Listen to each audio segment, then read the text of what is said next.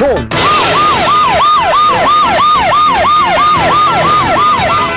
Police Cristino sa City Mobile Force CMFC na pusilan patay dito sa Barangay Sudlon 1 ning Dakbayan sa Sugbo Kaganag-Kadlawon. Ano ang report? Wa mo luwat og pamahayag ang pamilya ni Police Corporal Feliciano Ibali kalabot sa namatyan nini. Nasigpatan hinuon sa masakop sa media si Police Superintendent Rowena Garma, ang direktor sa Cebu City Police Office nga miadto sa punerarya diin gidala si Ibali apan wa usab mo luwat og pamahayag.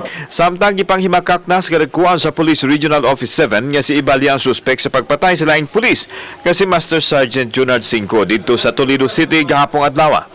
Sukwahi kini sa nahaunang taho nga subject siya sa hot pursuit operation sa masakop sa PIB. Sa pagkutlo ning balita, wa pa muluwat og kumpletong detalye ang PNP sa kamatayon ni Corporal Feliciano. Wala usab muluwat og pamahayag si Police Captain Alejandro Batubalunos, ang hipi sa PIB sa CPPO, nga giingong mipahigayon sa hot pursuit operation. Kauban si John Solon, ako si Alan Domingo.